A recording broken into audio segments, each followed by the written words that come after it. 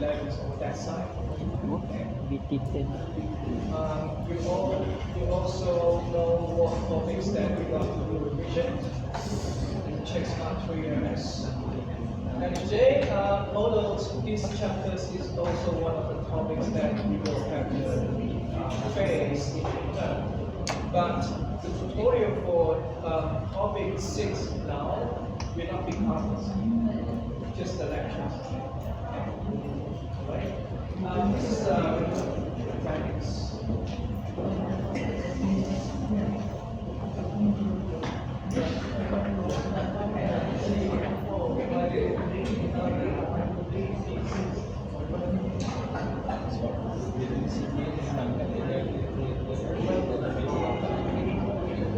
Okay, without further delay, we begin our tutorial discussions here. This is tutorial number 5.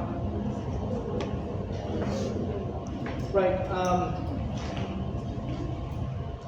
I hope you still remember and have done revisions of what we covered last week. In last week's topic, we covered about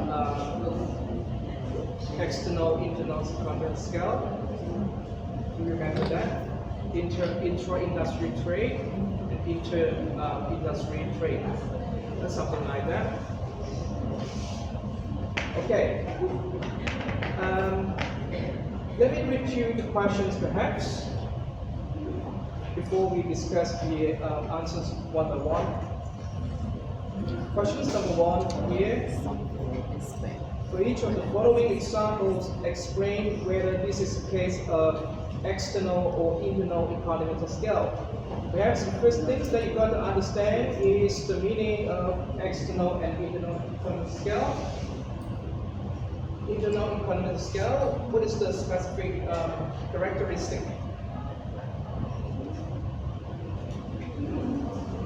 Internal economies of scale is characterized by when the average cost of the firm depends on the firm itself, the size of the firm itself, not the industry. External economies of scale means that when the average cost depends on the performance of the industry. For example, when the whole industry performs poorly, that will affect the average cost of each individual firms in that industry.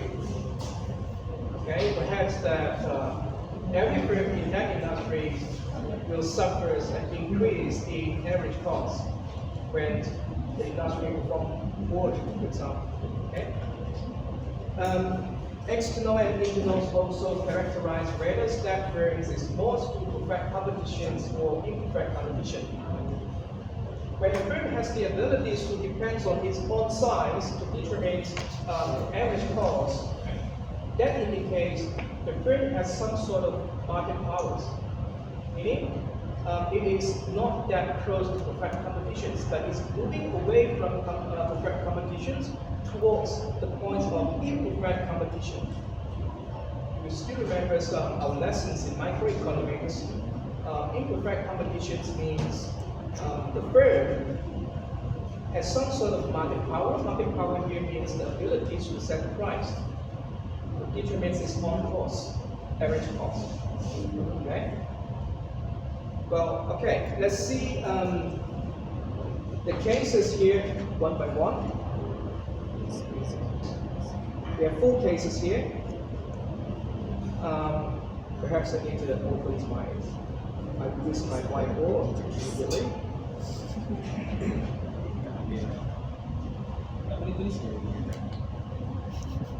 Honeymoon. Udah open mo.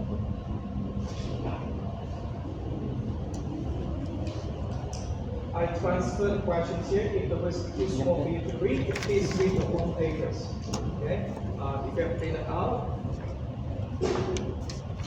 There are 4 cases here. We just need to clarify whether each of these cases belongs to external or internal economies of scale. They're simple. But to identify this case in terms of internal or external economies of scale, probably we need to use some guidelines that will help us determine whether they are external or internal economies of scale. Okay? So if you have a questions like this, there are two ways that you can answer the question. One is you respond to this one by one. Another way is maybe you can put one table and you answer 4 questions together. But you have the labels A, B, C, D. I will show you how this can be done. So I said the first thing you have to do is perhaps to draw a table. Okay, so I will draw a table. Yeah, papers.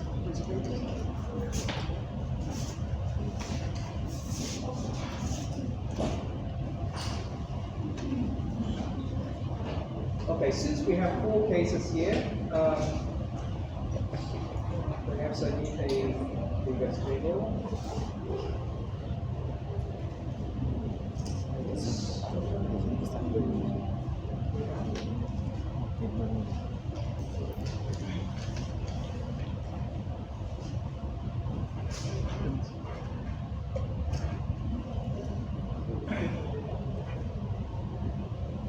Okay.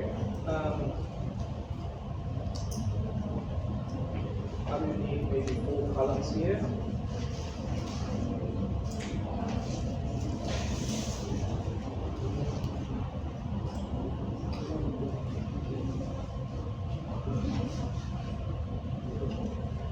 Right. The first information I need for this table is size.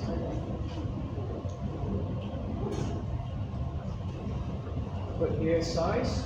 This is the size of the first, the size of the company. Size matters. This is something we learned from last lecture. Yep. Size, and then the next things I want is concentration.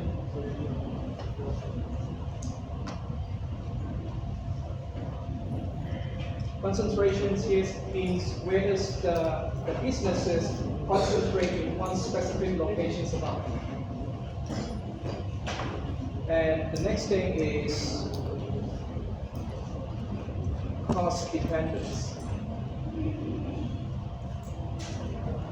This one means whether the firms depends on the firm itself or the industry as a whole in terms of its average cost.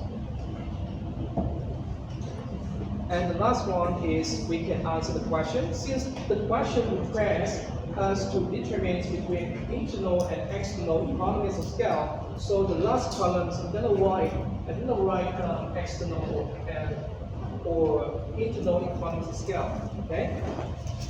Like for example, I'm going to write here. This is internal versus external economies of scale. I use the short names, the abbreviations here, because I don't have enough space. In your answers, you should write properly, perhaps write in the full name in the table. And one thing I also want to remind you is this word,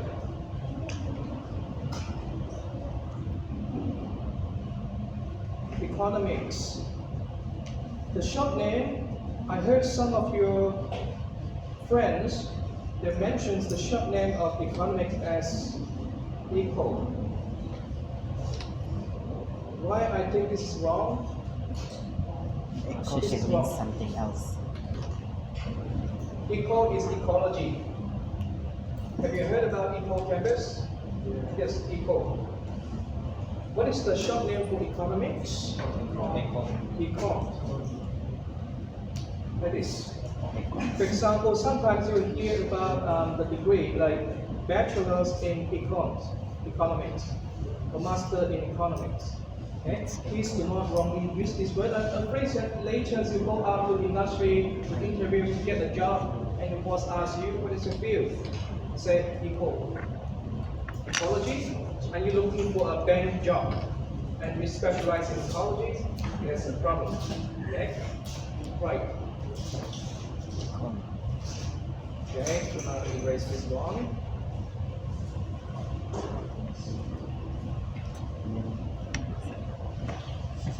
Right, let's continue.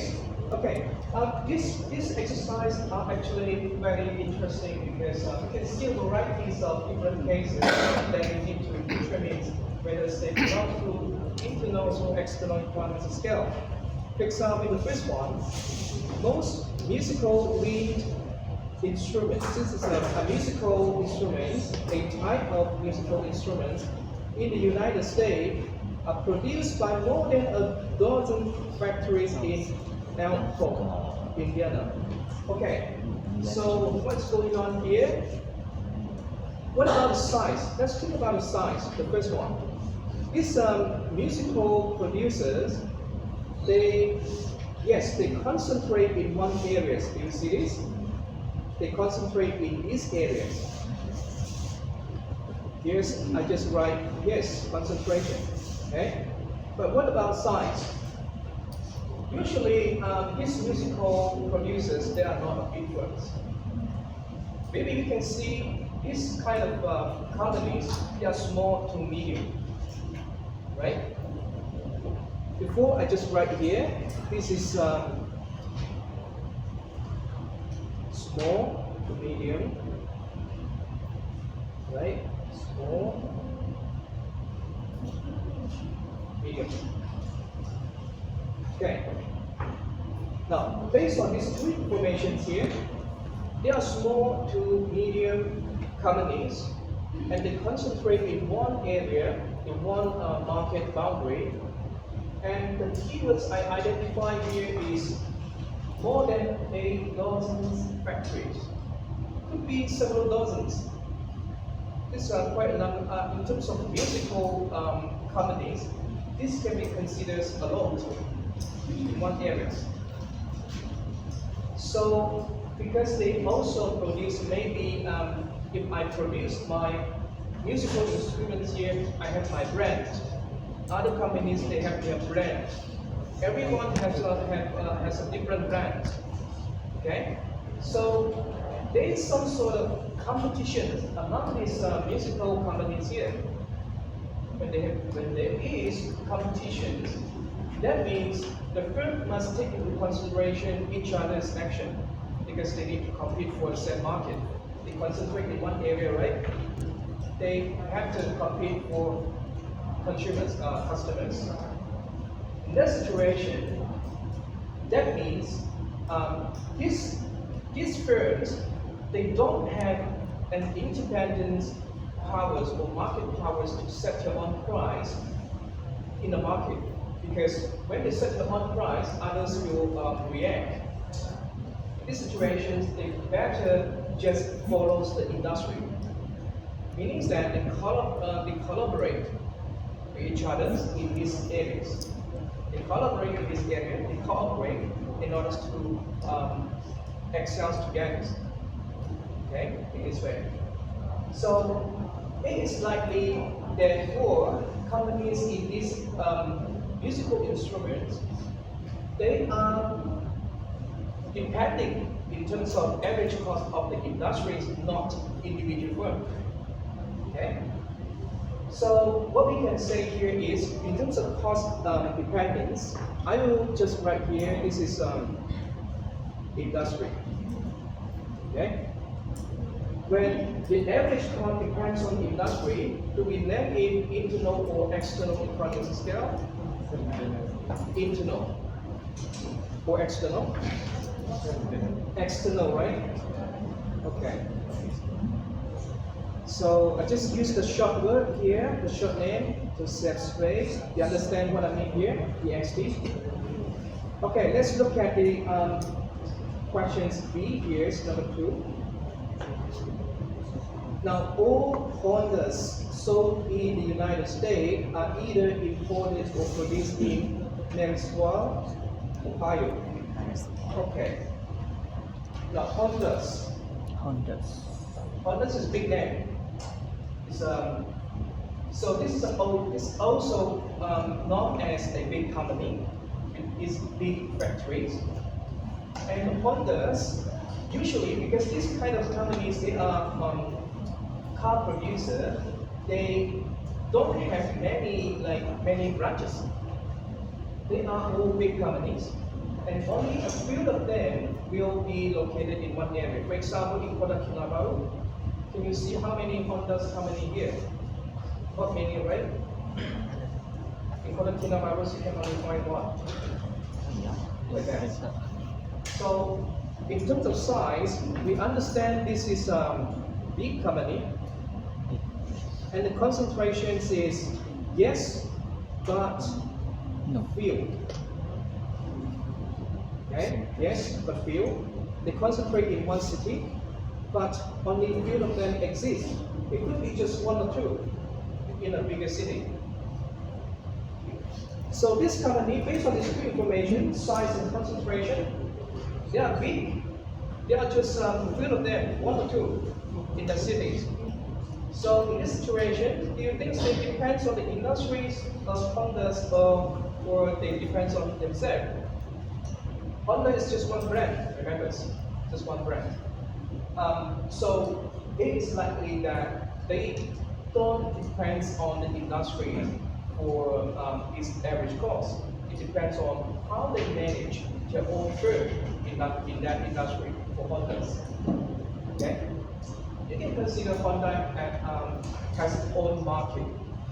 Toyota has its own market. Honda is set because just one company or maybe one or two companies dominate that market for Honda cars. That means whatever happens, Honda has the powers to set its own price, has the powers to affect its own average cost. Okay? And therefore, in this case, I'm just write this firm. It depends on the firm itself. Okay, it depends on the firm itself. What do you think? Is it internals or external? Internal. Okay. Now another similar case that is quite closely related to this case is here, right? Airbus. Concentration. All airframes are components of Airbus. Europe's only producers of largest aircraft are example in this phrase. I don't know how to pronounce this phrase in France. It's France. Okay. This is the components of the aircraft. The example happens in this city of France. Now, Airbus is also a big company like Honda's. Okay, but this one is even a big company. And if you look at the keywords here, the keywords say Europe only producer. Europe's only producer of large aircraft. The only producers mean only one producers in Europe that produce these airframes. One firms only. Okay, so this is a big company. This is a big company. Is it concentrated in one area? Yes. Yes, it concentrates in one area. Yes. And I also add here field because just one appears. Okay. So what do you think? The company itself is big and it concentrates in one area. Do you think it has the powers to set its own price? Yes, it has. It is the only supplier. And when it has this market power, that means the average cost is very likely depends on its own firm. Okay? So from here, I just write this is firm. What do you think is the answer here? Internal. Okay, good. Last one. Hartford, Connecticut is the insurance capital of northeastern United States. All right. This is the keywords here. Insurance capital. Do you recognize the word capital? For example, Kuala Lumpur is the capital of many different kinds of businesses. When you see the word insurance capitals, that already indicates this is the place where most of the companies concentrate. Most of the insurance businesses concentrate here. Okay? That also implies There could be a lot of insurance company in the capital. The name already tell you insurance capital. Yeah. Insurance companies, what do you think is the size? Usually they won't employ too many employees. But we can not preclude the possibility of large insurance companies also. For example, some insurance companies are internationally linked. They employ a lot of employees, even more than thousands, more than 10,000. Okay. So for this one, as this is an insurance company, we can't rule out big companies. So what I'm gonna write here is this is medium or big. Mediums or big. What about the second kind of concentrations? Do you think yes or just few? Yes. Insurance capital. Many of them concentrate in this capital. Yes. Right? So we say this is yes, concentration yes. Without I name it more or less, when I just write yes, that means a lot of company concentrate in that areas. Unless I put commas few, that means just maybe 1 to few company exist in that area. Yeah. So this one, the companies, insurance companies of different brands, different brands exist in one capital. That means, do you think they have the abilities to set their own price? They are competing with each other, right? A lot of insurance companies there, they are competing with each other. That means they don't have the freedom so much to set the price because insurance is quite sensitive product sometimes. People choose the insurance that they feel that best fit their own needs. When the companies randomly set a price that they think can benefit their profit, it's not gonna work because other competitors will fight for the customers. In this situation, the firm's average cost will depend very much on the average cost happens in the industry. Yeah. So here, I'm going to write, this is industry. What is this? Internal or external? This is external economic scale. Yeah?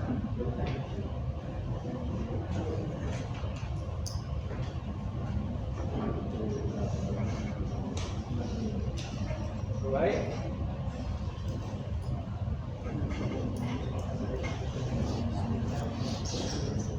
Can I erase this answer already? Yes. Okay, let's move to the second questions.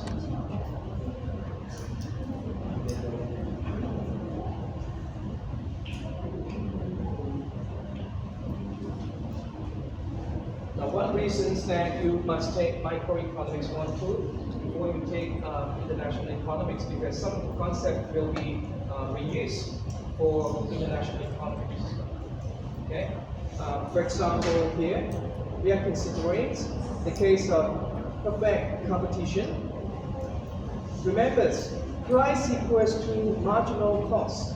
What is this? Can I know? Price equals to marginal cost. What do you remember? What is this? What do you call this? P equals to MC. What do you call that concept? What happens here?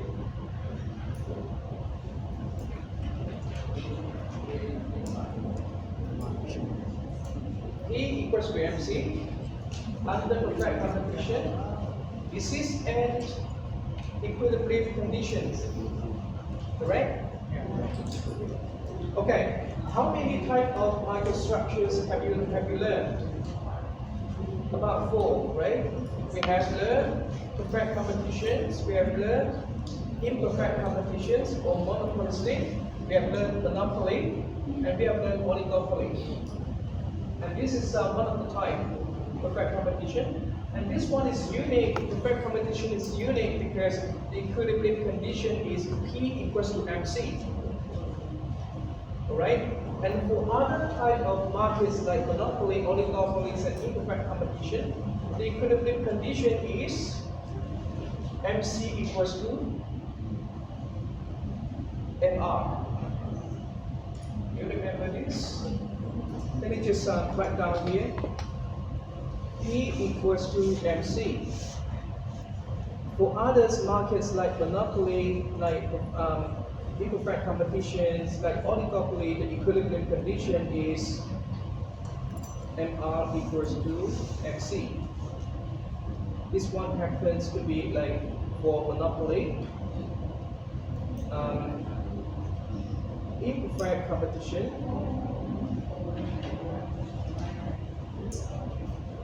and oligopoly. This is the equilibrium condition. This is for perfect competition. And this question asks you, why isn't this possible when there are internal economies of scale? Internal economies of scale belongs to which type of market? Perfect competitions or that side, monopoly, imperfect competitions, oligopoly. Perfect. This one, internal. This one is perfect or imperfect? Imperfect. Imperfect. Okay, imperfect competition. And this question asks you, isn't this possible when there are internal economies of scale? Okay, to prove this one, you can plot a graph, for example. You can plot a graph.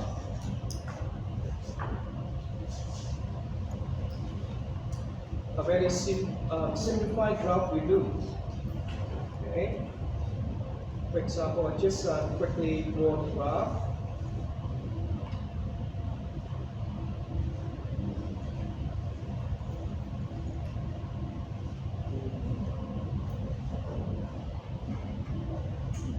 Just to remind you, during your exams or midterms or assignments or any assessment, please don't use red pens to write or draw.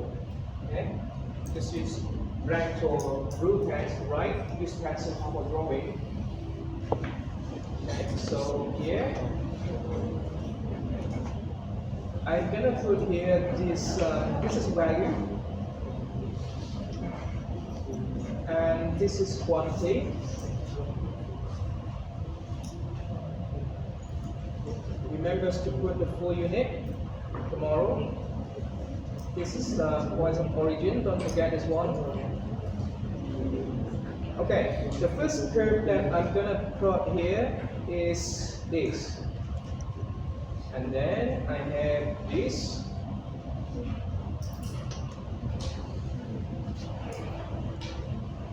Okay. What do you call this curve? The purple color. What is the name of this curve? Remember, we have the concepts like MC, AC, ABC, MR, AR. The purple one is MR, AR. This is sorry. This is MR, and this one is AR. Okay, good. This one is AR. And then I need another curve. This one is okay.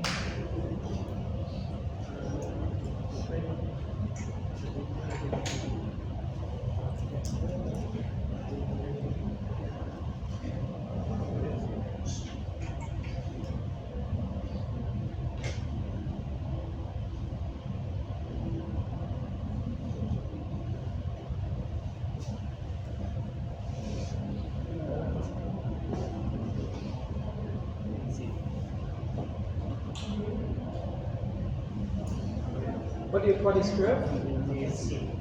MC. Okay, and the orange one? AC. Yeah. And if you can see how I draw the graph, the MC must cross the minimum points of AC right here. This is minimum point. You must cross there. Yeah.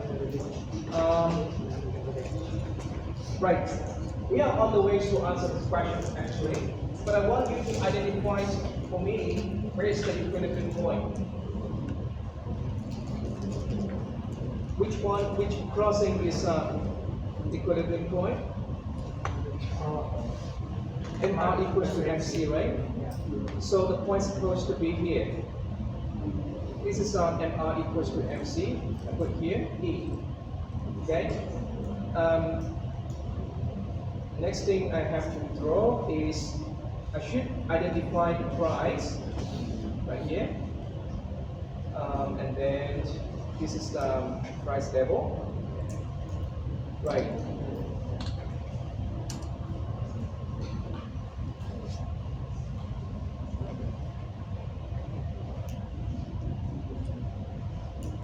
Okay.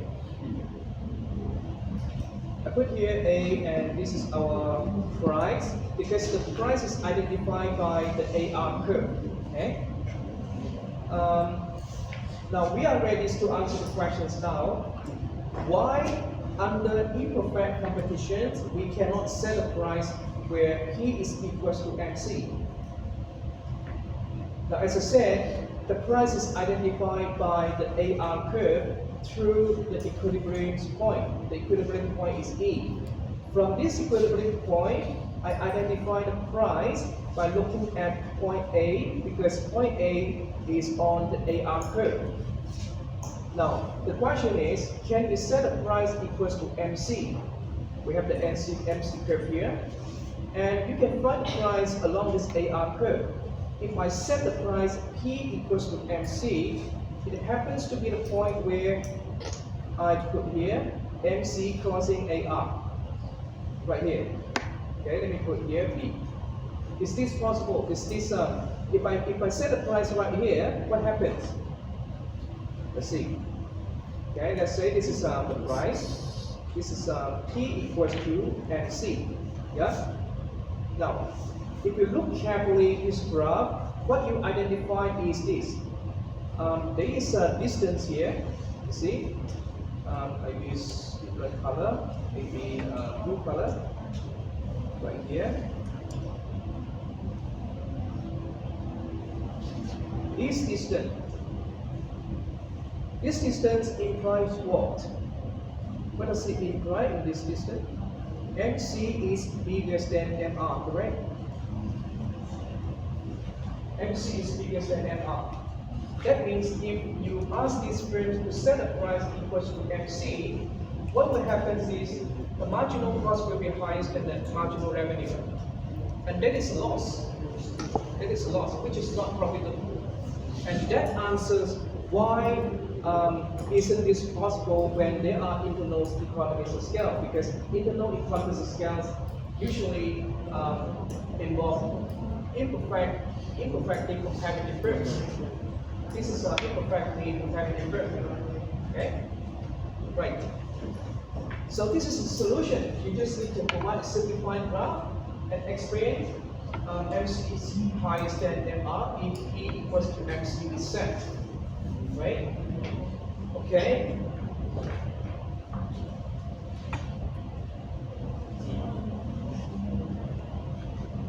We move to the last question. If you have no questions, can I erase this one already? Okay.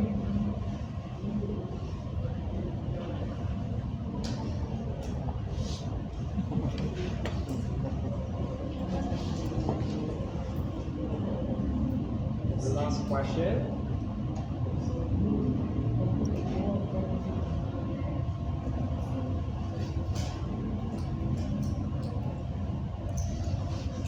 Okay, what we have here is to evaluate the relative importance of economies of scale and comparative advantage. Now you have to evaluate between these two concepts, economies of scale and comparative advantage. This one, economies of scale, This is the determinants of inter-industrial trade or intra-industrial trade.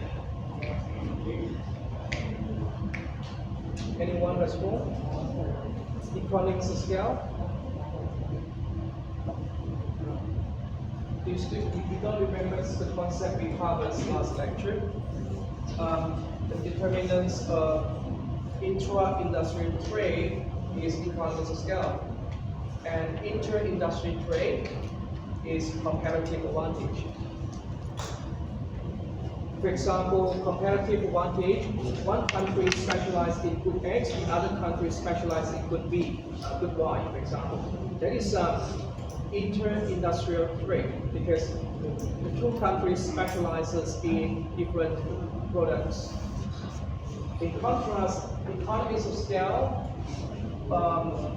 is a determinant of intra-industrial trade because two countries that trade, they could have been exporting and importing the same products, but each country have an economies of scale in producing that product.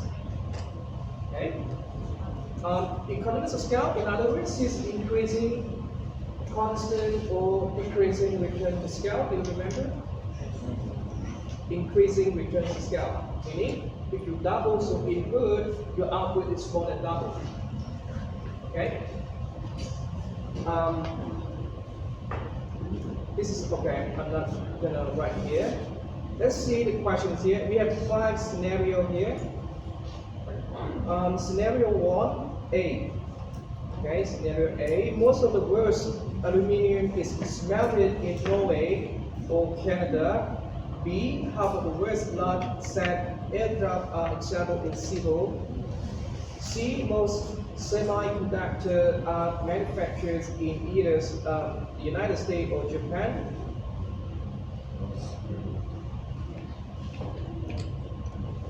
Okay, so one thing I want to mention is these two examples are just used to illustrate the lessons. Okay, because these two examples involve like alcohol. I hope that this won't offend any one of you. Okay, we just use these two examples for lessons. Yeah. Okay, right. Most Scotch whiskey comes from Scotland. Do you know where is Scotland? Where is it? Which country? UK, United Kingdom. And much of the world's best wine comes from France. Just to test your geography. Scotland and France, which continents, which regions they belong? Pardon? Europe, right? Europe. What other regions do we have in the world? We have Asia. So what? South America. South America. North America. Africa. Asia. And others. But what about in Pacific region? In the Pacific, what regions do we have? Some sort of name like Pacific. Atlantic? What is the region? Atlantis. There is a name for Australia, but the region itself is not Australia, but it links with other places in Pacific. Okay, you have to find it yourself, okay, to recognize that. Right, to answer the questions here,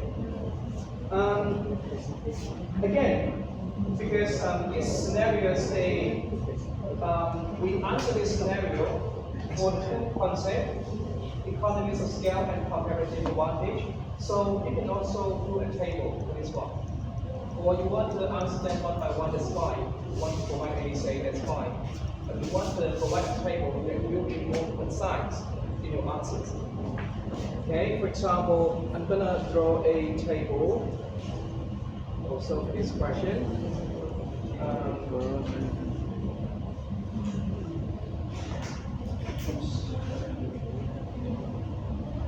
Okay.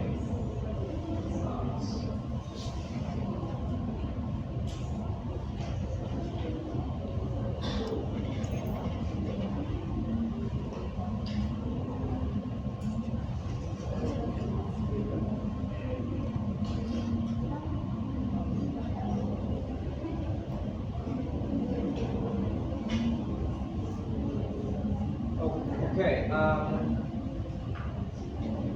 So what I need here is this. Maybe 3 columns. Okay.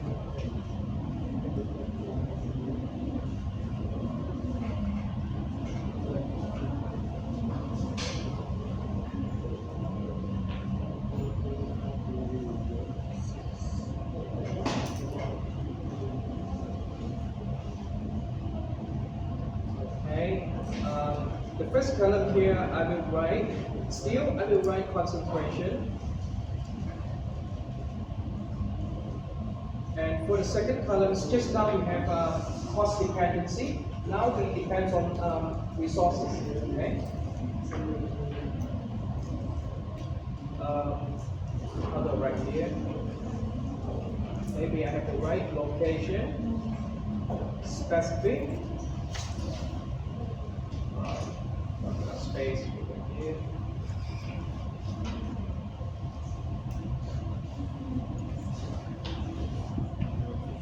Location, specific, resources. Okay, and the last column, I will just write equals scale versus comparative advantage, CA. You know, this is CA is comparative advantage, right? Now let's look at the case here one by one. Most of the world's aluminium is melted in Norway or Canada. Norway is a European country, Canada in North America. Concentration. Is there any concentrations here? Yes, there is concentrations here. Okay. But if you look at aluminium here, well, the fact is, Norway and Canada are not the majors, are not the largest producers of aluminium. Meaning, they don't use the highest volumes of aluminium in the world, Norway and Canada. Which countries are the number 1 producers of aluminium? We have number 1 is China, followed by India, and the third one is Russia. These 3 countries are the biggest producers of aluminium in the world. Norway and Canada is not, although they do produce aluminium in their own countries. Yeah? In this situation, aluminium is melted, is assembled and processed in Norway and Canada, not because these 2 countries have comparative advantage. They don't have specific resources that allows them to do this melting. Okay? So another thing you have to look at this one is the worst. They supply these aluminium to the world, many countries. One is they don't have specific resources that allows them to become the players, the big players for this aluminium business. One. Second, they supply a large scale of aluminium to the world. These 2 informations already tell you that they are based on science, meaning that from the past until now, these countries are able to produce this aluminium, processed aluminium, with reducing costs. The more they supply, the lower the cost. The lowest the average cost. And that makes them able to sustain the business in the world. Okay? And therefore, location, do they depend on location-specific resources? No. Okay, no. And in these situations, can be answered economies of scale or comparative advantage. They don't depend on specific resources, they depend on size.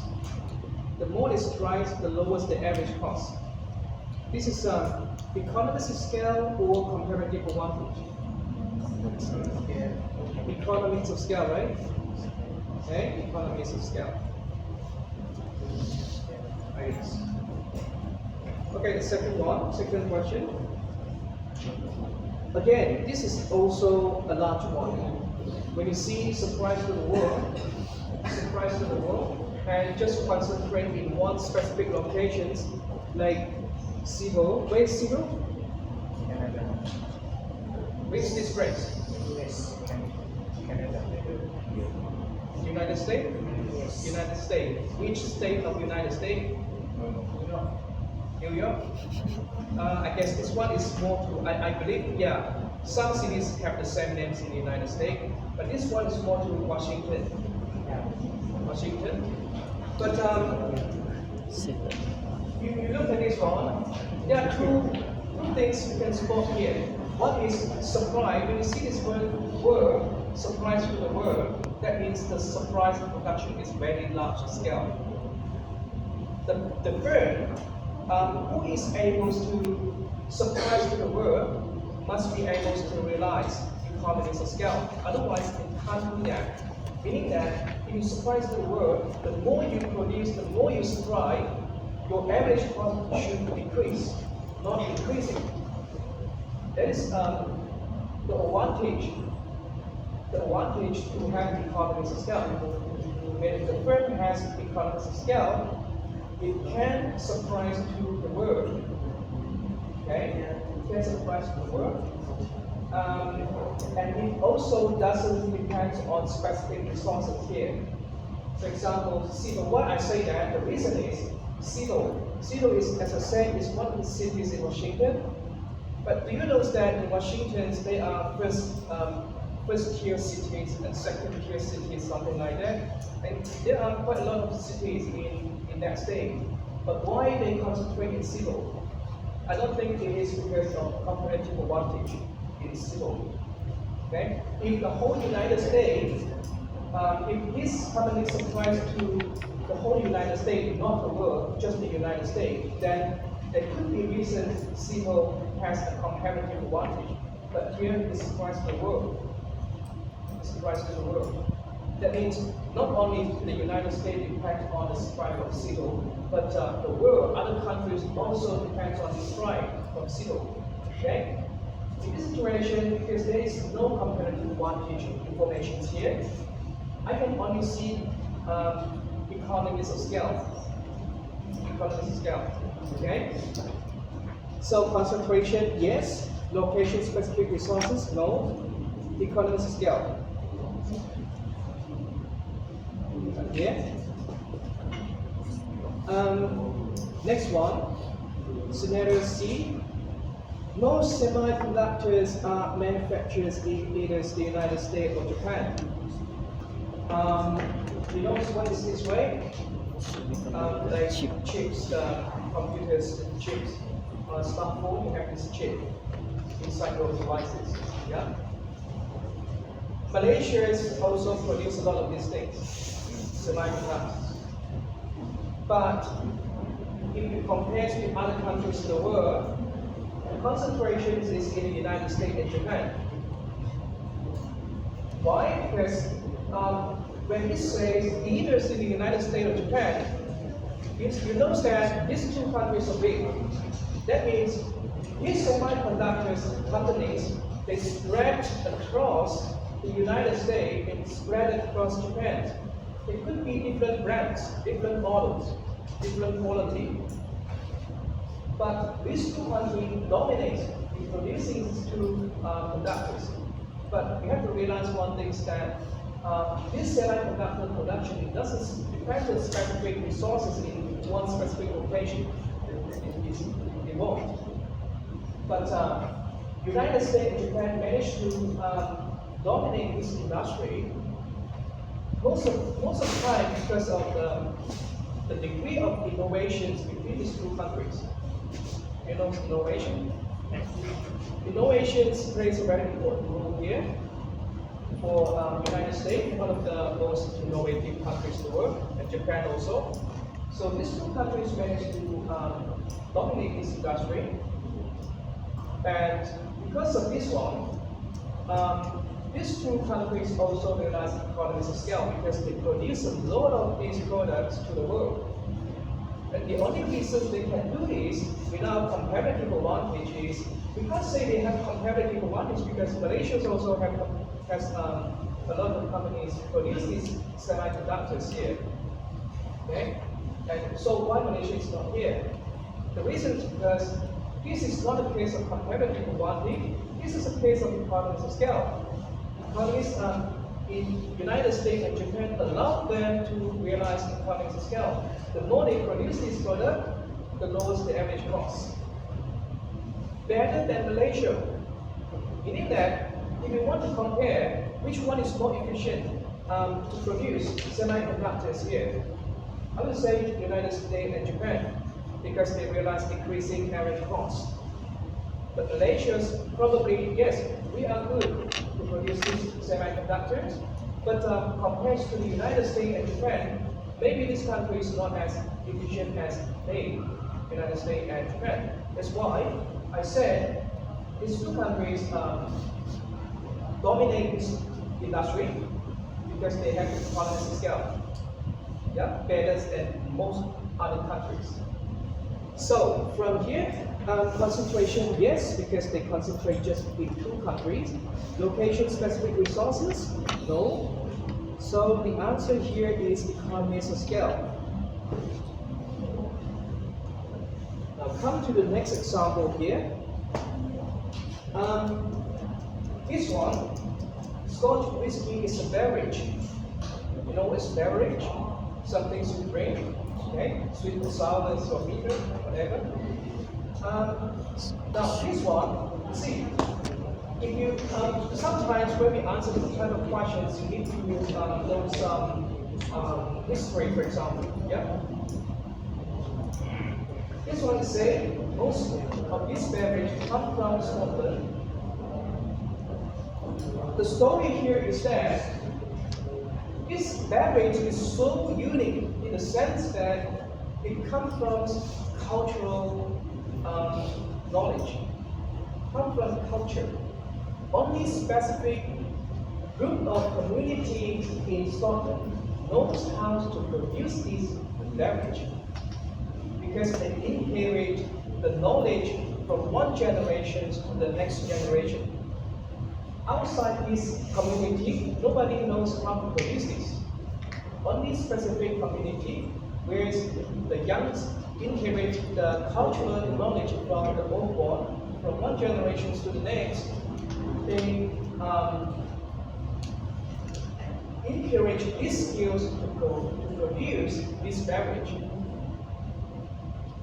Outside Scotland, in other countries, you can't find these skills to produce this beverage. Okay? That is called specific resources. Specific resources in terms of skill, knowledge. From here, it also location-specific resources, because this community only in Scotland, they live in only specific regions. So we call this a specific resources from a specific locations in Scotland. Yeah. Now let's answer the questions here. They concentrate, right? Yes. Location-specific resources? Yes. Yes. So what do you call this? Comparative advantage. Okay, comparative advantage. Why? Because let's say we try to, somebody from other countries try to copy this beverage, copy the skills to produce this beverage. I don't think they can produce as good as the beverage from this place, because they don't have the genuine knowledge to produce this beverage. Okay, so this is called comparative advantage. I would just write CA, save space here. CA, yeah. Okay, the last one. Much of the world's best wine come from France. Do you know that? France, wine in France is also known as the national pride of France. National pride.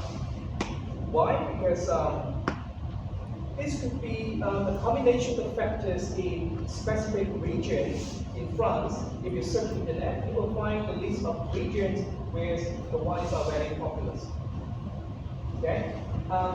The reason is because they are able to produce the important ingredients. What is the ingredient? The main ingredient for wine is grapes. Green or blue,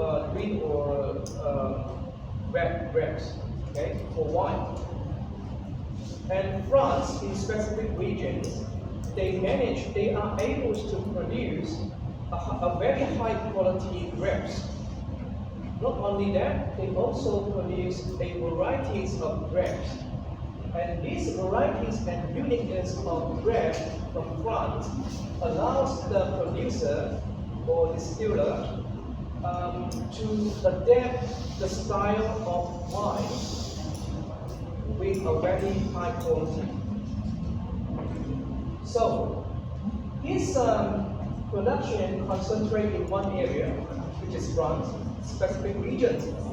There are regions in France, and this product comes from these specific regions only. Yeah? It could be the combinations of weather and soil that produce a high quality and varieties of grapes that allows them to produce different style with quality of wine. Yeah? So they concentrate in France. Do they depend on specific resources? Yeah. Yes. And this is supposed to be external economic scale, economic scales for comparative advantage. Very clear. This is comparative advantage. Yeah. Okay. Right. What time is it now? 11. We take a break for 10 minutes. Come back for our lecture. What time? 11. 2 to 4. 2 or 4. 2 to 4 ka berapa? Okay. Tomorrow's please arrive early, maybe 15 minutes or 20 minutes early. The location is 52 Christians, must be there. Let's move on to Minggu depan our masih plus kan? topic here. This is Dari topic jam berapa number hingga jam 6. berapa? Masih kan? Global factors movements. This also means international factor movement. Movement here is another word to mean movement is mobility. You recognize this word, mobility. So this is an international mobility of factors. I guess you have an understanding of factors. What does factor mean? Factor here refers to resources. In economics, we have 3 types of resources, right? We have labor, we have what? Capital, and we have land. Okay, good. So in these lectures, I focus on two, which is labor and capital. Labor, as you understand, means the mobility of labor across national borders. For example, engineers, or maybe doctors, or maybe skilled workers, or even unskilled workers, they can mobilize or migrate from one place to another place. For example, from Malaysia, some people go to Australia to get a job. It is labor's mobility. And even people, workers or labor from Indonesia and Philippines and Thailand come to work in Malaysia. That is also labor's mobility. Okay? And what about capital? Can we mobilize capital? But first of all, you've got to understand what does it mean by capital, yeah? Capital, let's consider FDI. What is FDI? Foreign direct investment. What does it belong? What does it belong in FDI? FDI here means investors from other countries come to invest in Malaysia. They invest in Malaysia, they build a company, maybe a multinational corporation. Okay? when they come here, they bring not just the money. Yes, of course, when you come to invest in Malaysia, you need to bring money here, right? And other than money, money is your capital. But other than money as capital, what other capitals do you bring here? You also bring in expertise. Expertise from people. Okay, you need to bring your people, expert from your countries to Malaysia in order to build your company here, develop your business here. That is foreign direct investment. Other than that, investors also bring in technology. Example of technology. For example, we don't have to always be tangible technology like machine. Machines is yes. When you build a factory here, maybe you want to bring your factory, the machine to produce biscuit, for example, produce a turtle, for example, or maybe semiconductors, for example. You have to bring in your technology because there may be no technology here that to produce what you want to produce here. Okay, so you bring in the technology. That's one. Another rather intangible technology is nowadays we have computers. Computers, what do we have? We have software program. Yeah. And I just feel surprised when I check the industrial because I have some friends from the industrial. They mentioned some, the software that I have never seen before. That is the technologies from industry. Okay. So that is some things that we can bring in also, meaning we bring in the software program to operate in Malaysia, for example. That is also an example of capital mobility. Yeah. In these lectures, we're gonna discover one specific concept of capital mobility, which is borrowing and lending. Borrowing money and lending money. It's more suitable for our purpose here for international economics. Right, let's go to our quick info here. What do you call that thing? Group. Okay. Not just a declaration, but to look at the map. And the purpose I show you this one is because I want to just give you some idea about immigration. Immigrations meaning people migrate from one country to another country for different purposes. The question is, which country is the most popular country or destination for immigration? If you have seen the slide, probably you know the answer. USA. By the way, this is Okay. if you look at the table here. This is a percentage of potential migrants. The U.S. remains top one. Okay, maybe I should also mention a little bit about diversity of people in a country. In Malaysia, for example, we have Malay populations, we have the Chinese populations, Indian populations, and what else? Dusun populations in Sabah, for example, Iban population in Sarawak. When we consider all these ethnics, we call this called diversity. Okay, this is called diversity.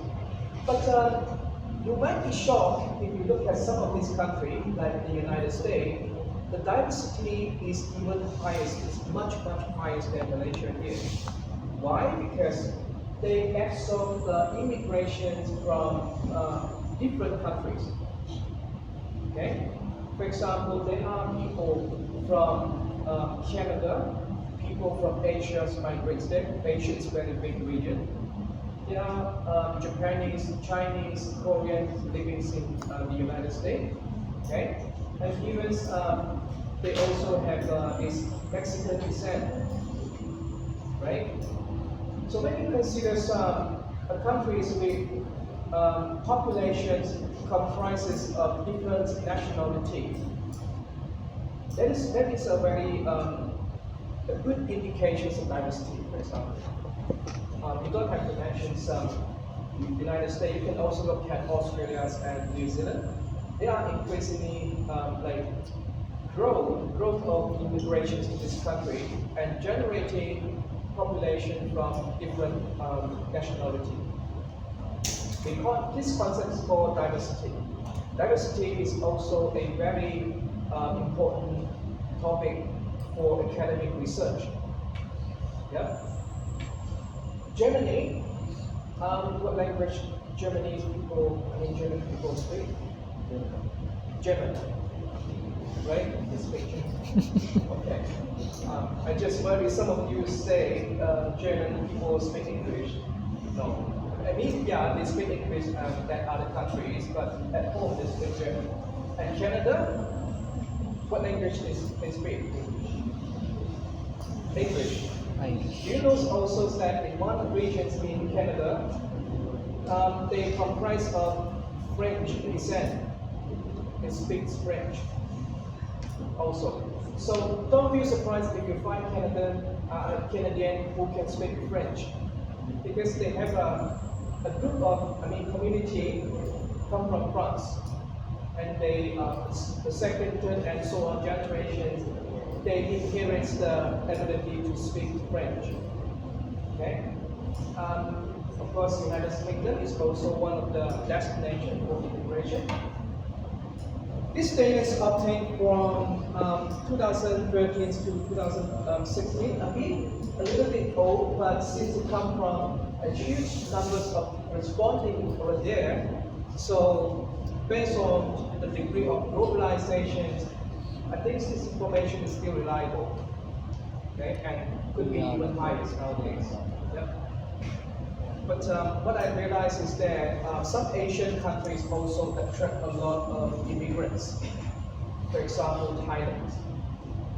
Thailand also attracts immigrants from Europe, for example, and the United States to migrate there. I don't know what's the reason, but that is what I observed. Yeah.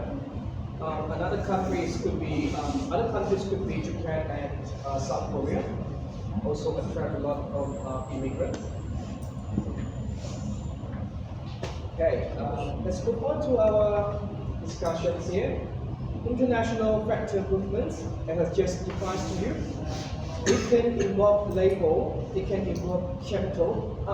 Let me ask you one more. Just now I said resources involve three types: label, capital, and land, right? Can you mobilize land? Yes, no. Land, can we mobilize land? Export or import land from one country to another.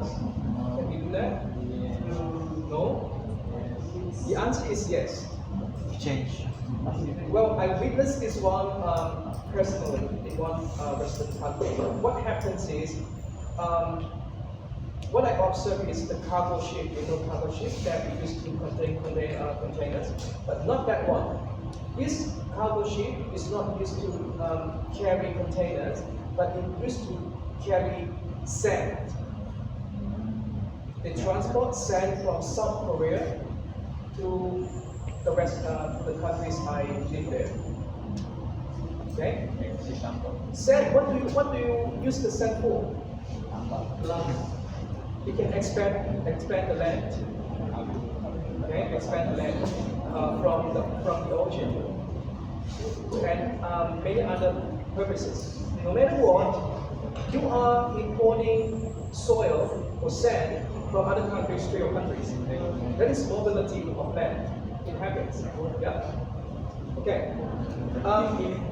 Labor migration, I have already explained to you. Capital transfer. In these lectures, I'm gonna focus on lending and borrowing money. This is important. This one, multinational corporation.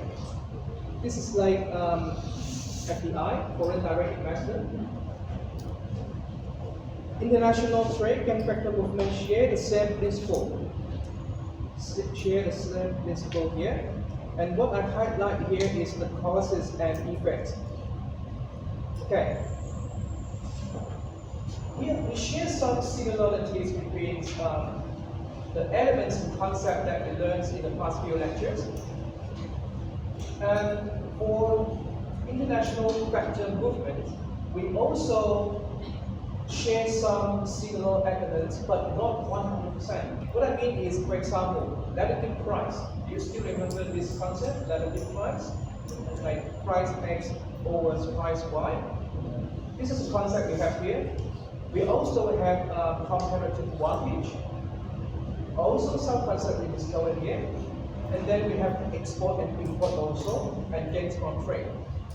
That's why we share the same principle, causes and effects. But the topics here can be a little bit more complicated compared to the past lectures.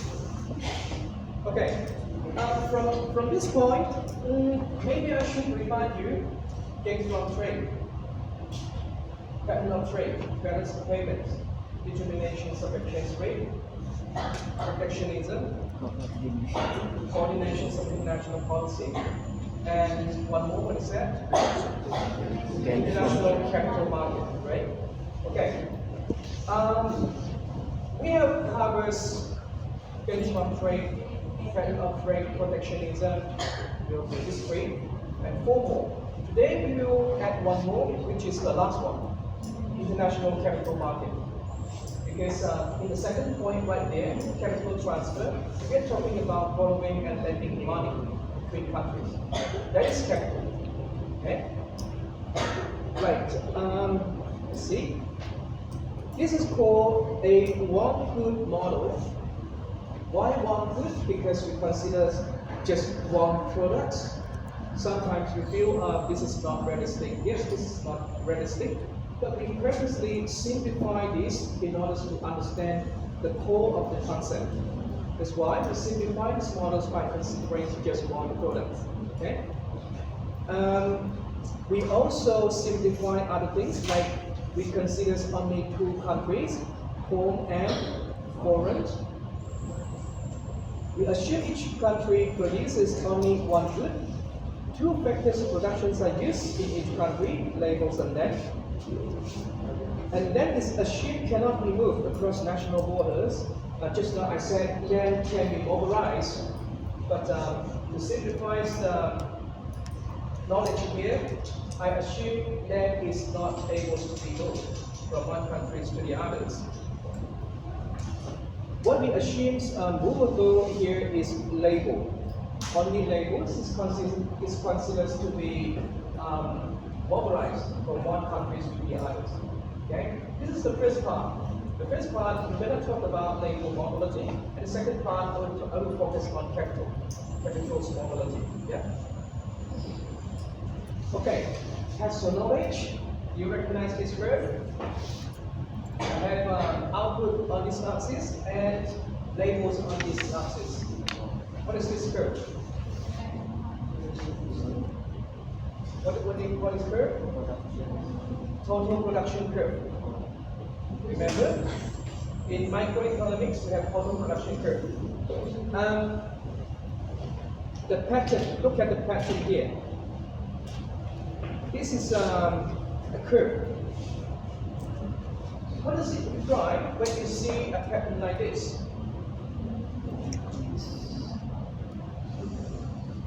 This is, firstly, when you increase your use of label, output increases, right? And this part is like steeper.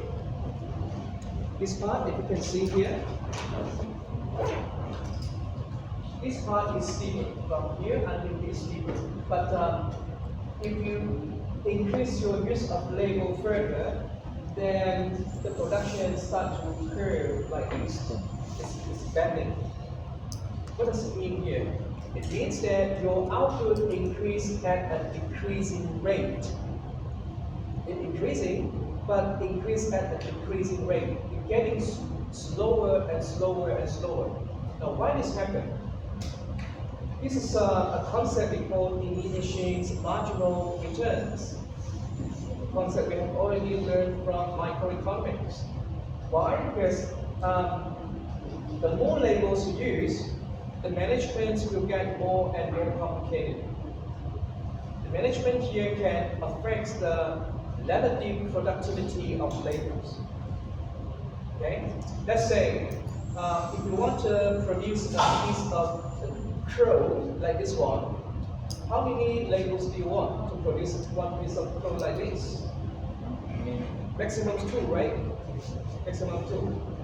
But if you put 5 people to produce 1 crore, what does it mean? Is it effective? Is it efficient? It is not efficient at all. You have to pay 5 persons to produce 1 crore.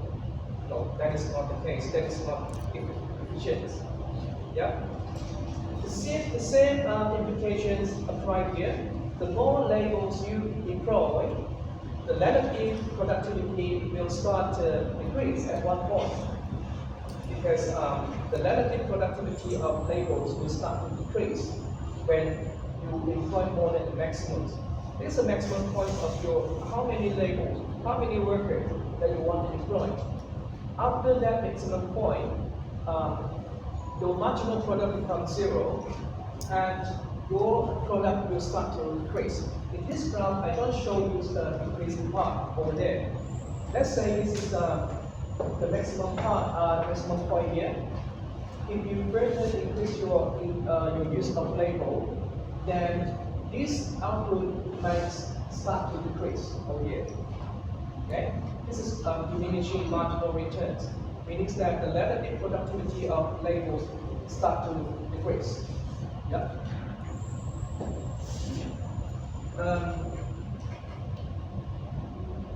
I hope I can give you maybe another example, but I can't think of any example at the moment. Never mind. Just look at the functions here. This is output function. Q. Inside parentheses we have N and L. N stands for what? N and L. Label. Okay. So output is a function of length and label. And just now I said length is not motorized. It's constant. So what we can change here is only label. Right? This is called marginal product of label. This is also change in total product divided by the change in label, which is MPL, marginal product of label. Well, this curve is also an approximation of demand curve for label. Demand curve for labels, whenever I say demand curve, that means there is the law of demand. The law of demand, how it works. How does it work? Price and quantity demanded have a positive or negative relationship. In the law of demand, there is a negative relationship, correct? The higher the wage rate, the lower the quantity demanded. When you look at this curve, it is downward sloping. Downward sloping. Okay, this is downward sloping. This indicates a negative relationship between wages and labor. Does that make sense? The higher the wage, the lower the okay. But in addition to this one, this is another area that we need to recognize, which is here. This triangle here above this real wage. What do you call this area? Do you still remember the concept of consumer surplus? Consumer surplus is the area below the demand curve and above the actual price, which is this triangle area. Okay, that's consumer surplus. Consumer surplus defines the welfare, the satisfaction, the extra value realized by the consumers when you are willing to pay for something, but the actual price in the market is much lower than what you are willing to pay for. In that situation, you get an extra value. Just want to tell you one here. Let's say a pair of shoes. How much you are willing to pay for a pair of ordinary shoes? Maybe one brand, Adidas, maybe. How much you are willing to pay for? Adidas sport shoes. What is your budget? 300 or 500? Maybe let's say you expect to pay for 200 ringgit for a pair of Adidas sport shoe. But when you go to the market, the sport shoes price is actually 300. How do you feel? That's beyond what you are willing to pay. You're not happy, right? You don't get the extra value. And what about you expect to pay 200 and the actual price is 100? You go to the shop and you price. That pair of shoes is just 100, but I expect to pay 200. How do you feel? Happy. You feel the extra satisfaction. Of course, you will buy that shoes with extra satisfaction, extra value. Yeah. The same happens right here for labels. I'm willing to employ this label. At this price, for example, this is what I'm willing to pay for this label. But when I include this label, I realize that the actual weight is just this level. I get extra, let's say, extra value.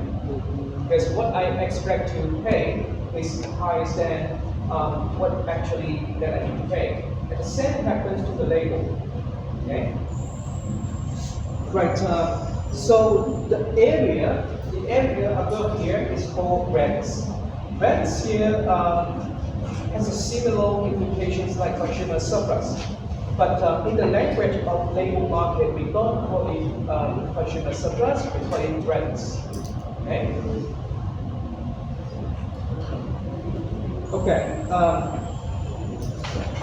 Let's consider this situation. For example, labels in a labor-abundant country usually earn lower wage.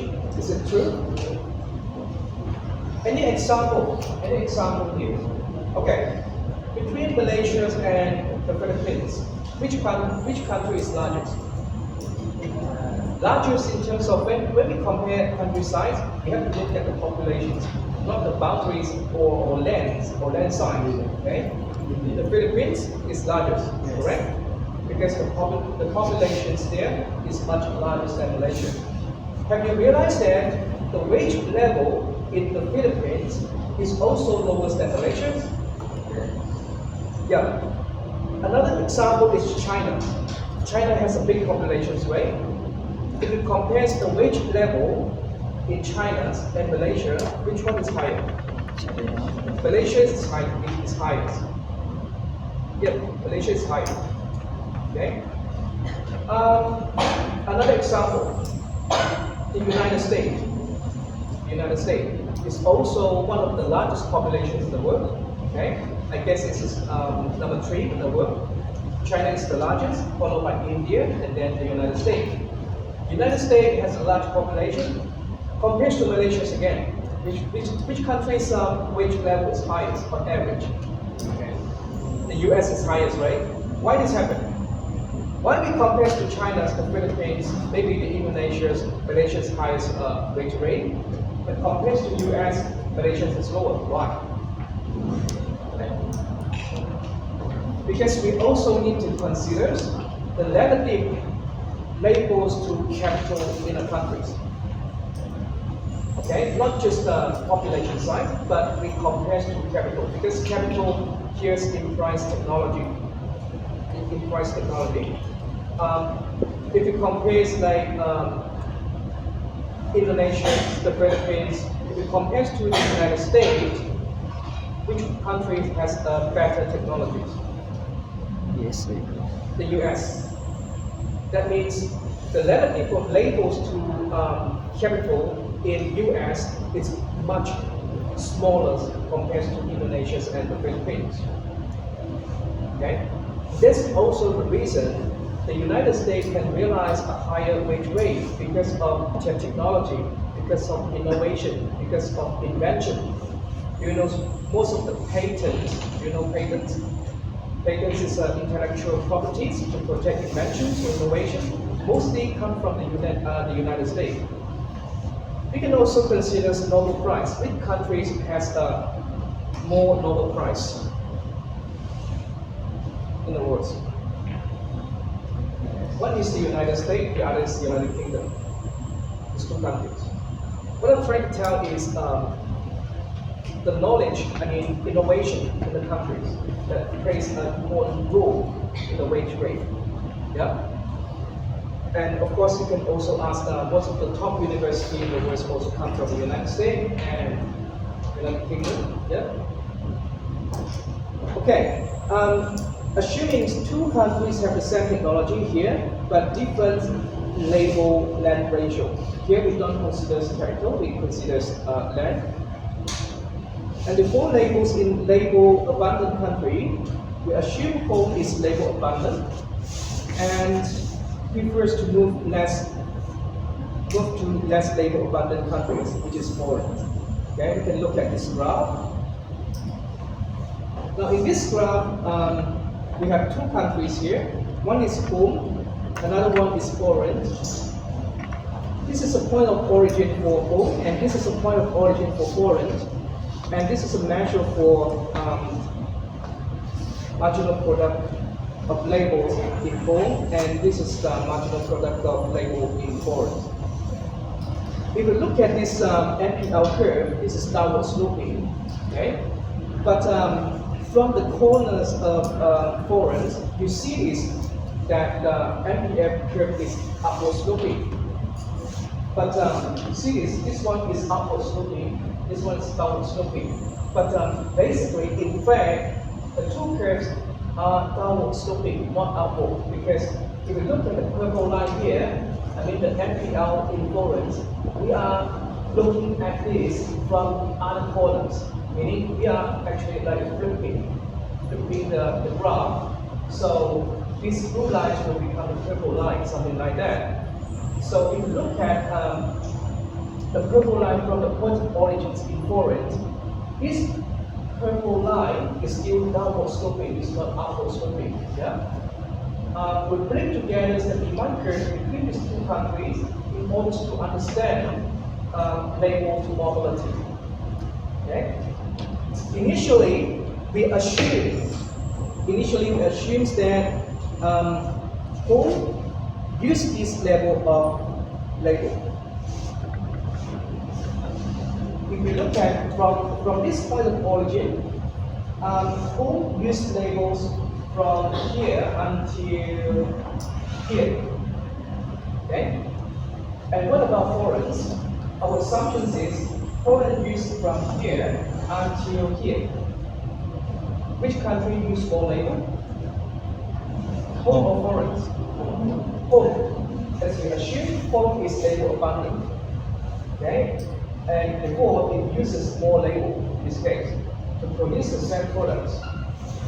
Now, what we want to observe in this graph is the wage level. The differences of wage rate between these two countries. Okay?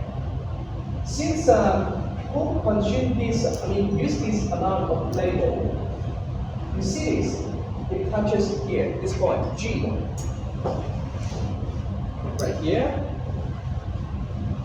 Okay, if we look at the NPL for home, the blue line, we have G here, and the wage rate is determined at WH. This is the wage rate at home. And what about foreign? The wage rate is determined at which point? You see K? Because the purple line is the NPL for foreign. From this quantity of label, we have K.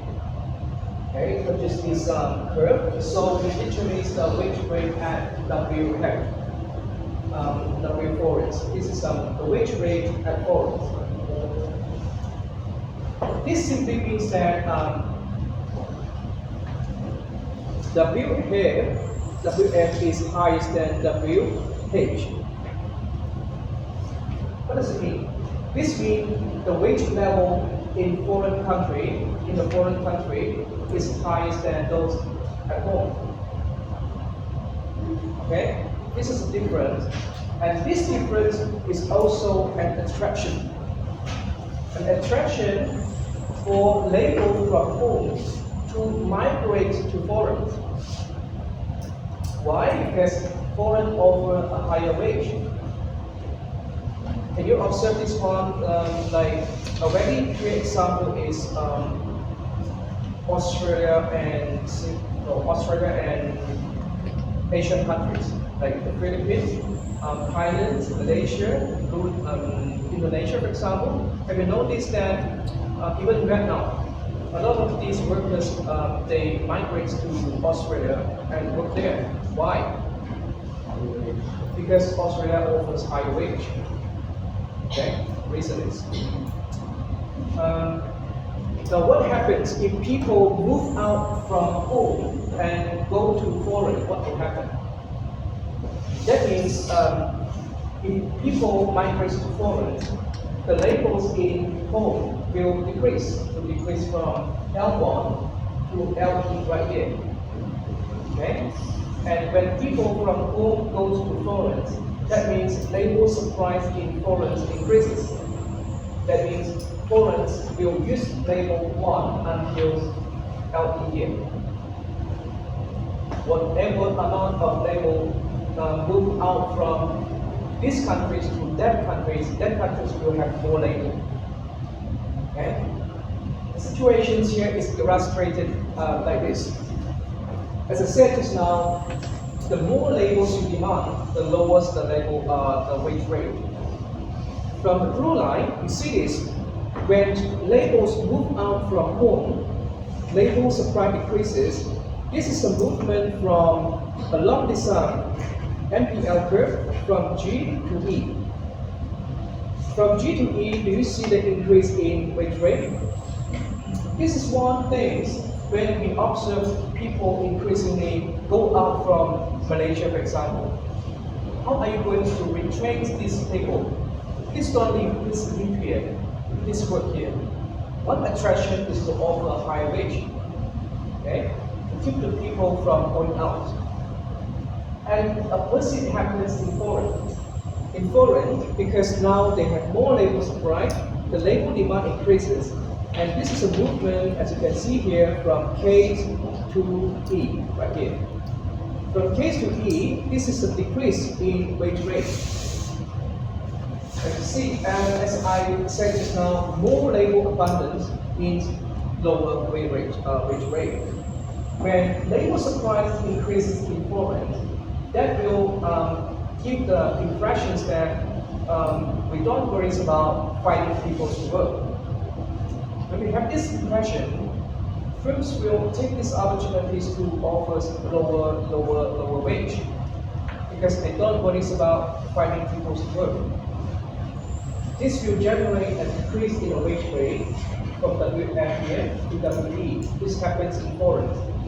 Wage rate decreases in foreign, but wage rate increases in home. Until they converge to one wage rate right here, this is the equilibrium point where there is no incentive for people to mobilize anymore. Okay? There could be other factors for people to migrate from one country to another country. We don't cover everything here. What we focus here is the wage rate. Yeah? Okay? Right. Now the next concept here is quite complicated if you don't pay attention. We are talking about international borrowing and lending. Borrowing and lending here, as I said, it means one country borrows money from another country, or the countries lend money to other countries. The money borrowed and lended or lend is called capital. And this capital involves trading of goods and services today and in the future. What do I mean here is today and future? Yes, the movement of capital, borrowing and lending involves the productions of goods, and the goods then be traded with other countries. From here, today here means current or present. Future is future consumption, for example. Yeah? And here, I want to introduce one concept which is called interterminal trade. The word interterminal here involves it is defined as a time dimension with present period and future period. Okay? Present, now, and future in the futures. We call this intertemporal trade because it involves a trade-off between current and future productions of consumption goods. This is a pattern that we can realize for countries. Some countries, they are good in the productions of present consumption. Some countries, they are good in the productions of future consumption. This is international economics. Right? Now, why this happens? Then we need to bring in one concept for investment. Meaning that whatever you don't produce now, the money you can use for investment for the future. That is the thing. That is why we have intertemporal trade. We involve two periods, present and future. Okay?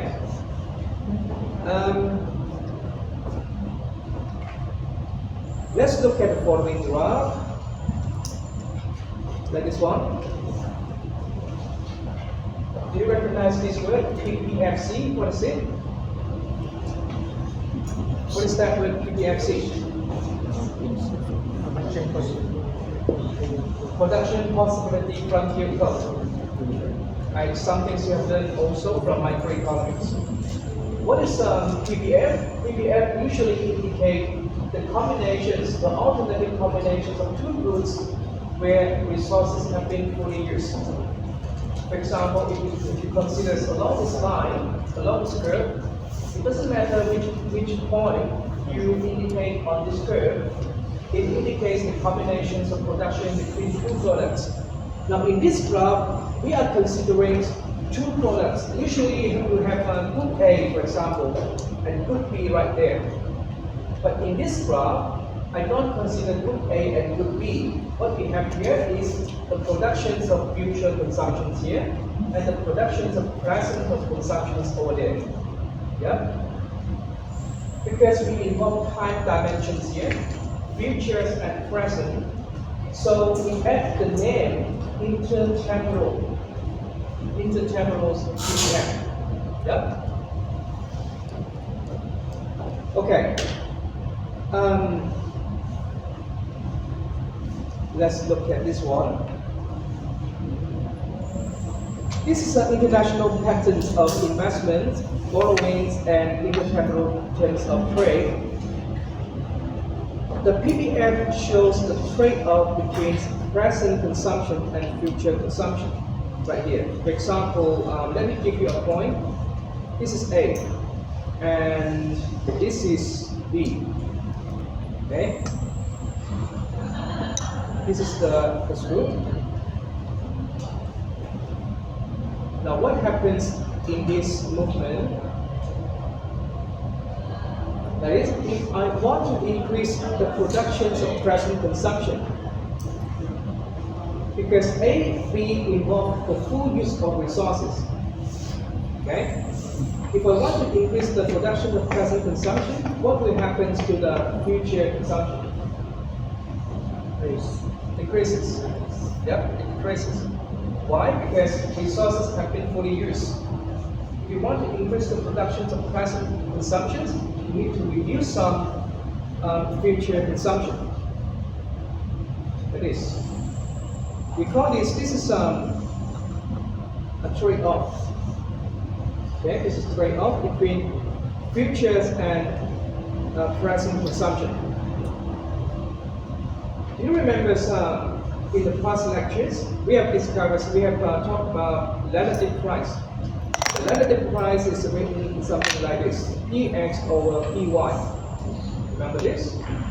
When this relative price is larger than the opportunity cost to produce X with respect to Y, this indicates that this country should specialize in X, right? Now this is a concept of relative price we learned before, but for intertemporal trade, the concept is a bit more complicated. We no longer use this concept here, but we do have a relative price. Our relative price is written like this. This is our relative price of future consumption in terms of present consumption. Why? Because for the money that you don't use, you can save for the future, correct? When you save the money for the future, what will you earn usually when you put your money in the bank? You will earn interest. One here is the price for present consumption because it doesn't involve any interest. Let's say you have 1,000, you times 1,000 with 1, it equals to 1,000. That is the present money you have. But if you put your money into the bank, you get interest. So you times 1,000, you times 1 plus 1,000 times the interest rate here. This is the price in the future.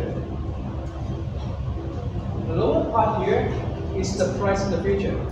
Okay? So the present price divided by the future price, this is the relative price of future consumption in terms of present consumption. Remember, this one is present, this one is futures. Okay? Why I have this ratio? Okay? This comes from here. Let me show you the formula first. This is the ISO value constraints that we have. Usually, we have these things. What we have here previously, I write here, V equals to Px times Qx plus Py times Qy. This is what we have in the past. Now we have these formulas. Okay? And now we don't have quantity x and quantity y. What we have here is present consumption. Q here indicate production. The production of present consumption and the productions of future consumption. Okay? And as I said just now, if you use your money now, if you have 1,000 now, that is your money. It doesn't involve interest. So the value here is 1 right there. This is 1. Okay, this is 1. Maybe I can probably leave here. This is just 1. Okay? And for the future, this is what we defined just now. This is the relative price. Futures to present. Okay? So from this equation, if we arrange it like this one, we get R.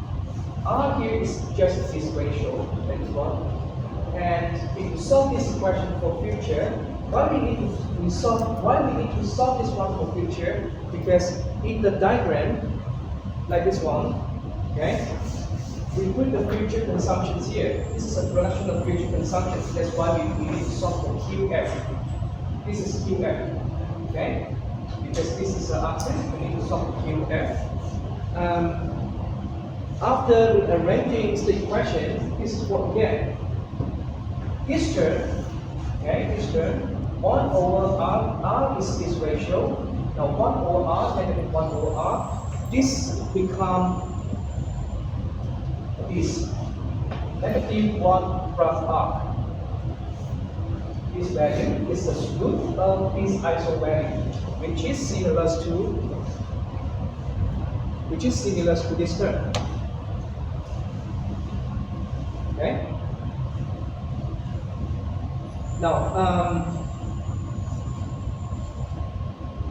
from here,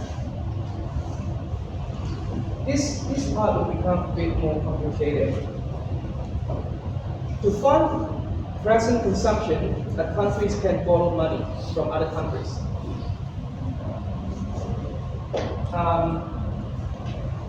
But this involves a repayment in the future, meaning that as a country, you can choose 2 roles.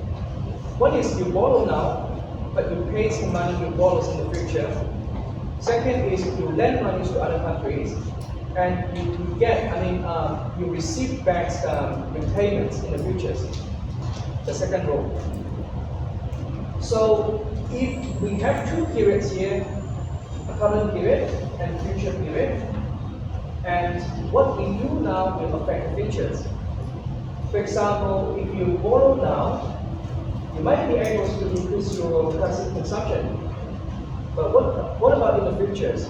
You borrow a lot of money, the countries borrow a lot of money from maybe China or the United States in order to increase the production of currency consumption.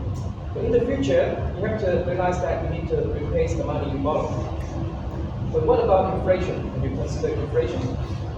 When inflation happens in the country, the debt that you need to repay will become double sometimes. Have you realized that? Malaysia just recently experienced inflation. And what happens to the currency value? The currency values against the United States dollars drop badly. And that will increase the debt that the countries must pay. Yeah? Another road is, okay, let me finish this one. If you borrow money now, yes, you can increase your present consumption, but in the future, when you have to replace the money you borrowed, that will also reduce the production of future consumption. Okay? On the other side, you can lend money now. If as a country, if you choose to lend money, you will have to reduce some present consumption. Okay? Meaning that the countries lend money now, the money available in the countries become less to produce present consumption. But in the future, you might gain, because once you borrow money to Indonesia, for example, and in the future Indonesia repays the money to Malaysia, Malaysia will receive the money for future consumption. Future consumption increases. Okay? But there is a question. The question is, should a country borrow or lend money? This is the questions that we need to tackle. Should a country borrow or lend? In these situations, we are considering whether the whole PPF curve is biased towards present consumption or future consumption. Here, I assume that home's PPF is biased towards present consumption. That means, for example, when home experiences economic growth, that economic growth will favor the production of present consumption. If we understand this one, we can answer the question, should the country be a lender or be a borrower for money now? Okay? When we have this one, when we realize that home's PPF is biased toward present consumption, there is one information that we can realize here. That is, home does not have productive investment opportunities. This is one question that come out in the exam question. I don't know whether this one is written or finals. I don't know. The final is, the final question is, I already finished the final exam question. I have also finished the midterm exam question, but I don't remember this one come out in midterms or finals. I don't remember because I'm teaching 3 subjects this semester. I'm quite confused and a lot of things to remember. Therefore, this country will lend money to other countries that have a competitive advantage in the production of future consumption. Why? Because when you understand this one, you understand, okay, when this country experiences economic growth, it will favor the production of present consumption. When you produce present consumption, you will generate money, GDP. And if you export these productions to other countries, you will also receive money from other countries. So this money can be used for lending. You lend this money to other countries. Okay? But this only happens when home it doesn't have a good investment prospect. Meaning that you understand this country, home country doesn't have a good investment opportunity. Why not use the monies to produce what we want to produce now, and then lend the monies to other countries? Okay. So remember, when PBM is biased toward present consumption, the country usually does not have a good investment opportunities, and they will serve as a lender. Okay. Therefore, in this table, I just summarize. This can be home or foreign. This can be home or foreign. Yeah. If PBM is biased toward present consumption, it indicates that it doesn't have the good investment opportunities. Okay. Some countries, not all countries are the same. Some countries do not have good investment opportunities. Some countries have good investment prospects. If the PBM is biased toward present consumption, the indication is going to this side. The indication is a comparative advantage in the productions of present consumption. As I said, we share the same cost and effects like what we learned in the past few lectures about comparative advantage. For example, we have learned relative price just now, and now we have comparative advantage. How to determine comparative advantage here? When PBM is biased towards present consumption, that means this country has a comparative advantage in present consumption. And the role for this country is, this country should serve as a lender, lending money. On the other way around, if this home or foreign, if the PBM is biased toward future consumption, this indicates that this country has a good investment prospect. Meaning that this country must borrow money now. Why borrow money? This country must borrow money now so that it has enough money to secure present consumption and at the same time to perform investment for the future. Okay?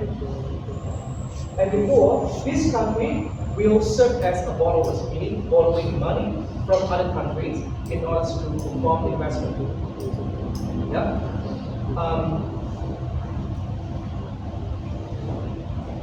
Look at this graph here. This is a point where we have output maximization, where the ISO value line changes to the intertemporal PBM curve here. This distance reflects investment, meaning that investment, you perform investment now into the future, and in the future, when your investment mature, meaning that you manage to complete your investment, the country produce goods and services in the future. Okay? That is the production of future consumption. Depends on how much you invest now. If you don't invest now, maybe you don't have a good prospect in future productions here. The better is the investment now, the better is the future production. Okay? Right. A few more slides, please bear with me. Now, since we are talking about present and future consumption, consumption means we as consumers demand goods and services, and we understand the fact that consumers aim to maximize satisfaction. Yeah? And because of that, because we try to maximize satisfaction, we need to bring in another concept, which is indifferent curve. The indifferent curve here is something we have learned also from microeconomics. It indicates alternative combinations of two goods that yield the same level of utility. Okay? It changes to this ISO value line here. Let me show you something quite interesting.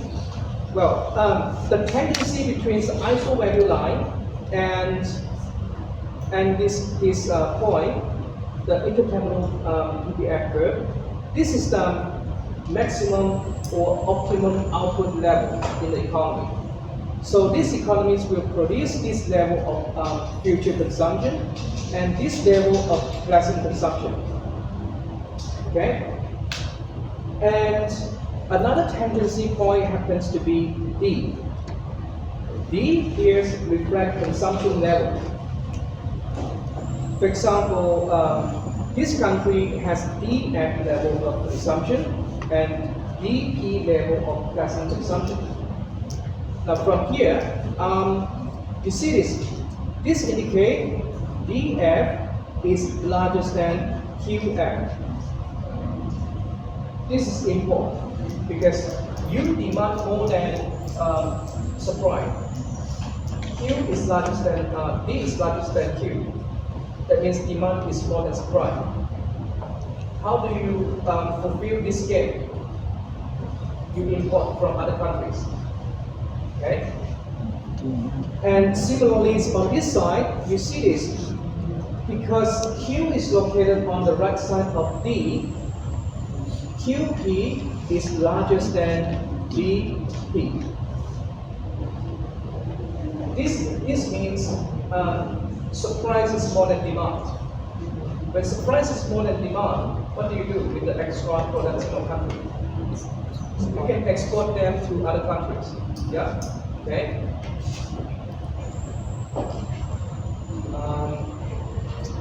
Okay, now this one is just actually similar curve, but this one is for foreign. Why? How do I identify this one as foreign? Because I put a star right here. The star here indicates foreign. Yeah? Without star is cold. With star is foreign. Okay. This one, how do you interpret this one? Supply This is higher. Q is larger than D or D is larger than Q. Okay, this one is QF larger than DF. Supply is more than demand. Production is more than consumption. It's a gap. So how do you fulfill? What are you gonna do with this extra? Export. You export. Since this is foreign, you export this amount of goods to home, correct?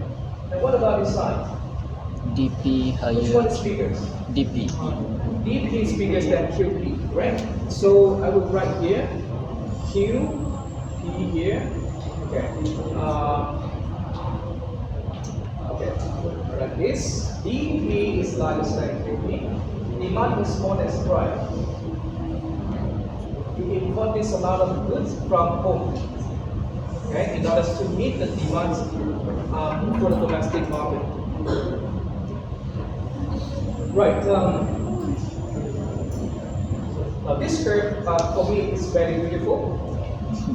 I call this curve, no, not I call this, but the textbook call this curve offer curve. The name is offer curve. Here, offer. Now, as the name implies, offer here implies what the country offers to trade. Yeah. Since we have home and we have foreign here, these two curves will tell us what these two countries offers to trade. One country offers to export, the other country offers to import a certain amount. Yeah. So when one country offers to export a certain amount of goods, and the other countries offers to export or import whatever, when these two quantities match, then we can trade. And this also represented on this point, which is here. At point E, the import from home is equal to the export from foreign. Similarly, the export from foreign is equal to the import from home. Okay? If you look at this curve, that equilibrium point E, this is the amount. Okay, let me ask you, QF star, what's this? Foreign. Foreign supply. This is a production of future consumption. It's important of home? Important. Okay? And this is a demand for future consumption. Important also. This is import or export? Export. And this is import from home, correct? That means export from foreign is equal to import from home. this axis measures future consumption. Yeah? And you can look at the other side right here. Q minus E. This is export or import? Export. Export from Home. home. Should be equals to the import from foreigns. Okay? Therefore, this crossing will indicate an offer has been accepted between each country to trade. Yeah? Export equals to import, import equals to export in each country. I mean, between these two countries. Yeah? This is called offer curves. Okay. Last slide here. Let's do some revision. Number one. Please answers together if you know the answer. Trading between futures consumptions and present consumption is under the concept name intertemporal trade. Correct? Intertemporal trade. Or is there other names? You can also call this as intertemporal production pattern. Okay. Number two, a label abundant country generally indicates a higher or lower wage rate in comparison with other countries. This is lower. Okay. Number three, if a country is biased toward present consumption, should it be a lender or followers? Yes, a lenders. Okay. You can refer to this table right here. Here, this is the table. Yeah. Number four, the equilibrium level between MPL of two countries will determine the equilibrium. There are two components. Equilibrium label. I give you one label. Quantity, and the other way is what is this? Wage rate. Okay, this is wage rate. Last question. If QF is larger than PF, the country import or export future consumption. Yeah, this is export. Okay, good. Any more questions? No more questions. Okay. I will see you tomorrow for midterm. And again, I want to remind you, please come here early. Maybe 15 to 20 minutes early. PT 10, PT 11. Yes? Okay. Thank you so much for today's time. See you again tomorrow.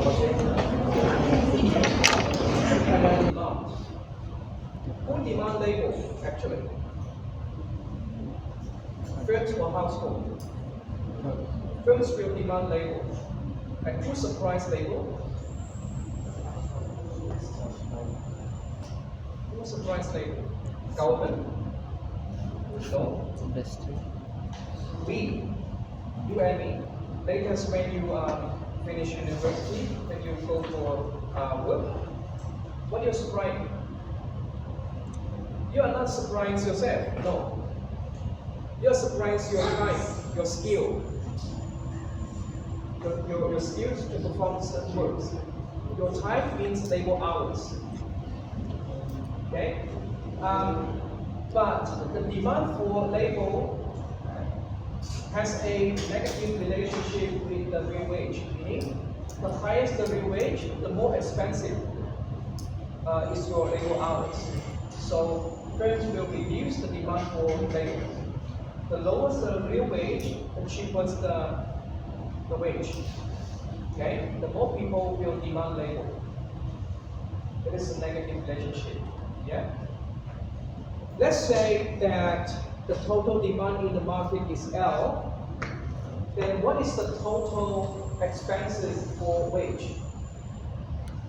The total expenses for wage should be this area, which is the rectangle area here. the